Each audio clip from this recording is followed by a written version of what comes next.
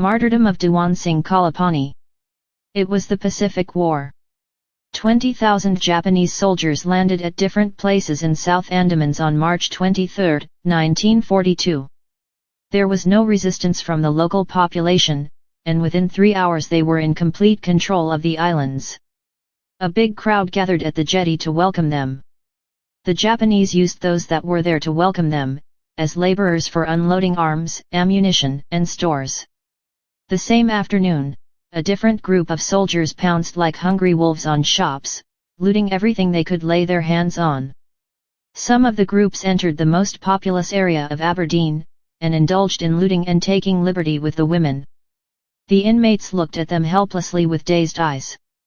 Their oppressive and most undignified behavior stunned the people who never expected such misconduct from the Japanese, who had innovated the dogma of Southeast Asia. A young man called Zulfikar Ali picked up his BB gun, and fired a few shots in the air to scare them away. The Japanese ran away, but came back soon with a large armed force, and laid siege of the town. In the meantime Zulfi, as he was called, somehow escaped to another area to avoid the Japanese wrath. They ransacked the whole town, and misbehaved with women and young girls.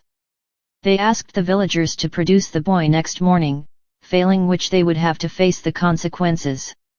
While they were leaving, they set fire to a house, and in no time the rising flames engulfed the nearby houses too, as they were made of wood. A few responsible people approached their undisputed leader, Dr. Diwan Singh Kalapani, a Sikh physician and supporter of the Indian freedom movement. He told them to produce the boy next morning. Early next morning, 6 Japanese soldiers dragged the boy in front of the villagers.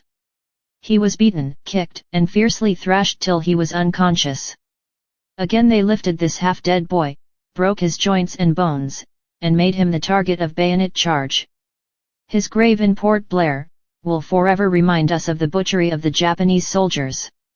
To soothe the feelings of the Indians, after a few days, the Japanese charged Mr. A.G. Bird, a British POW, on the charge of spying. The same drill was repeated, and his body was cut in small pieces for animals to eat. His head was hanged on a tree. In a daring move, Diwan Singh and Sebastian Pinto, assistant to the doctor, collected Mr. A.G. Bird's remains to give a decent Christian burial. The Japanese took serious offense to this. To strengthen their hold, a civil government was established. A governor was appointed, who was to be assisted by the vice admiral. The Japanese indulged in the rape and abduction of women. The soldiers in liaison with civil police would enter the houses of the people, and forcibly rape women, and indulge in sodomy with young boys. The Japanese surpassed Chengiz Khan in deriving pleasure from the unbelievable orgies they engaged themselves in. The conditions in the villages situated in the hinterland became so pathetic that a number of locals became collaborators to gain favors from the unscrupulous Japanese. Diwan Singh, the healer of the people, was their only ray of hope. He, as Director of Health, President of the Indian Independence League, the Indian Liberation Army, founded by Gyani Pritam Singh Dhillon, the Peace Committee, and the Seva Samiti, met the governor every day, to seek intervention for the mitigation of the people's misery. This provoked the Japanese police and administration so much, that with the help of local collaborators, they started poisoning the ears of the governor. But Diwan Singh continued to serve his people undeterred. The Japanese brought a shipload of Korean women, called comfort girls. They asked Dr. Diwan Singh to vacate the local Gurdwara, to accommodate them. He was also directed to keep medicines and drug stock, reserved only for the Japanese and the comfort girls. Dr. Singh refused to oblige the authorities, as he could not deprive the local population of the medicines meant for them, nor could he deprive them of the Gurdwara building meant for their social and religious functions.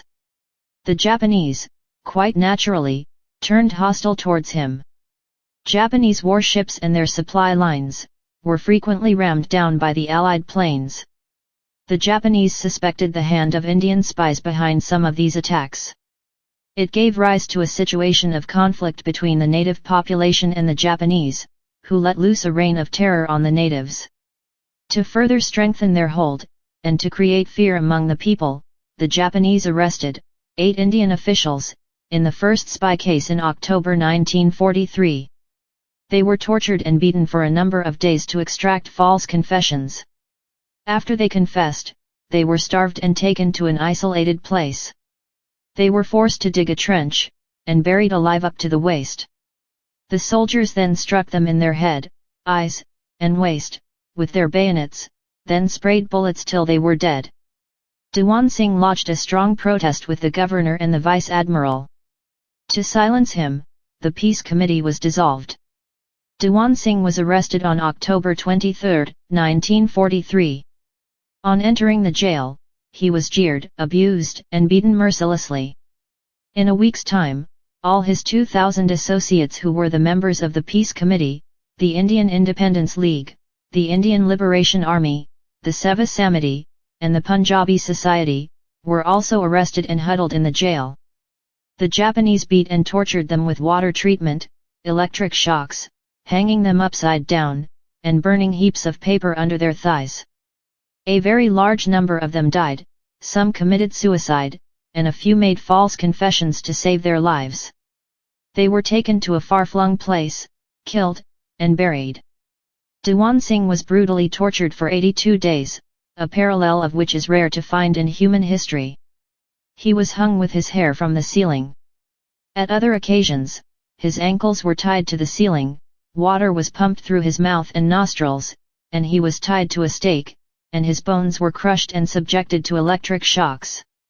Fire was burned under his thighs, nails pulled from his fingers and toes. Flesh from various parts of his body was pulled daily, and he was forced to sit on a charcoal stove. His eyeballs were gouged, but the Japanese failed to break his spirit. He died on January 14, 1944. An eyewitness to the brutality, Abdul Wahab, gave harrowing details of the torture. Quote, Dr. Diwan Singh said calmly, in all earnestness, "It is all lies. I am not a British spy. Nor is anyone else who works with me. You are punishing people who are totally innocent. You can kill me, but you cannot force me to tell a lie." On hearing this, the Japanese struck him 5 or 6 times with a thick staff, and then gave orders. "Take him into the cell, I'll deal with him there." And then followed the fearful beating. For the next 15 days he was subjected to such atrocious punishment, it is indescribable. It seemed to me as though he was imbued with an inner strength, something given to him by Allah. The way he took the savage punishment, and yet refused to be cowed down to tell a lie. He was given electric shocks with live wires, and various parts of his body were burnt by lighting candles, and bringing them close to him with slow deliberation. They would pull his hair and his beard with forceps. You could see he was suffering from excruciating and searing pain, but there was not a drop of tear in his eyes. He was in the 6th barrack, but every night his cell was changed. I was not allowed to go near him, but could see him from a little distance. Because he had received very severe burns, his wounds were obviously full of pus, and consequently there was a foul odor. Even from a distance you could sense his presence due to the smell. End of quote. Recalling the brutality and horror of it, many years later, Abdul Wahab reminisces. Quote, "The most inhuman and brutal physical tortures were inflicted on Dr. Diwan Singh. The Japanese were so heartless and cruel, that the agonies of the victims could never move them. They in fact, grew more brutal and barbarous. Dr. Diwan Singh was subjected to these brutal tortures more than any other person, because he persisted in telling the truth that he was not a spy. Day after day, he was brought from his cell to face the brutal tortures. On every occasion, he was beaten until he became unconscious. They would revive him, only to beat him again back to unconscious." End of quote. The women, Kesar Kaur in particular, were told that they should try to persuade Diwan Singh to confess that he was a spy, and were they to succeed in doing so, their husbands would be released. When they were taken to Diwan Singh and told him why they had come, he said to them, "You don't know how treacherous these Japanese are. I am undergoing all this torture and suffering, in the interests of your husbands and others on this island. Were I to confess to this charge, which is totally and blatantly false, not even one of your men will be spared. They will all be put to death. The Japanese failed in their nefarious objective of getting Kesar Kaur and the other women, to persuade Diwan Singh, to own up that he was a spy. Consequently, all the hapless women, and Kesar Kaur in particular, were subjected to special kind of tortures by their captors. This highly brutal form of torture, consisted of putting the naked body of the victims, into stock made of steel, with their feet and arms spread eagled, and tightly manacled, and then ruthlessly beaten till the wretches fainted. The torturers would wait till the victim gained consciousness, and then say, "Will you confess?"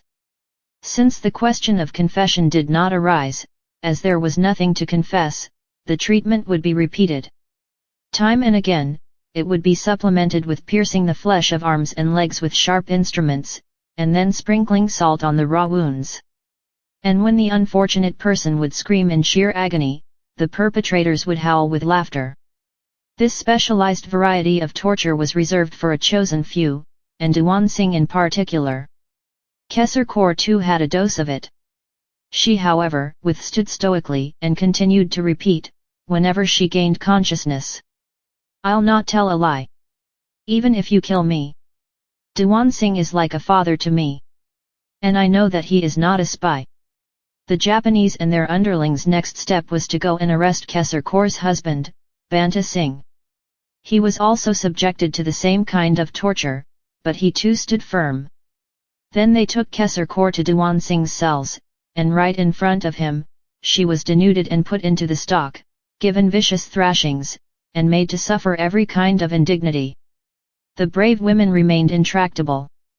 Diwan Singh could not bear to see this horrible sight. He was so incensed, that he slapped one of the torturers and shouted at them, and said, "Hey you! You horrors, you mean cowards, why are you torturing this poor woman who is totally innocent? If you want anyone's life, why don't you kill me? I am ready. Leave this poor woman alone. She has committed no crime." After that, according to his warders, he began to say his Sikh prayers in a loud voice. Gurmurti, who was in the next cell, recalled that every day thereafter, he could overhear Diwan Singh being put in the stock, and being subjected to the diverse kinds of tortures. Invariably, Diwan Singh's reaction was to repeat in a clear voice, "Waheguru, God is great." Sometime in the month of December 1943, Gurmurti caught a glimpse of him. Quote, Diwan Singh was clad only in a vest, and a kashera. His hands and feet and the rest of his body, bore telltale marks of having been burnt. His entire body, legs and arms in particular, seemed lacerated, and his wounds were obviously suppurating, full of pus. It looked as though the hair on his head and his beard had been pulled out. 2 warders were holding him and providing support to his shoulders. It seemed that his spine had been broken. Because most of the flesh had been burnt, you could see the denuded bones, and charred bits of flesh. It was a wonder that he was still alive. End of quote. Incidentally, whilst Diwan Singh was undergoing these bestial and barbaric tortures, Dr. Ramanand, who informed on him to the Japanese, was reaping the fruits of his plotting. He had taken over as the chief medical officer, after Diwan Singh. No one knows for certain, how the final end came to this devout Sikh. According to one account, on the night following the malevolent deed, which was the 13th of January 1944, Diwan Singh was carried on a stretcher to an inner cell, in a semi-conscious state. There the chief Japanese officer asked him, "Speak up. Have you been spying or not?" Diwan Singh, even in that enfeebled state, stuck to what he had been telling his oppressors, ad nauseum. "No.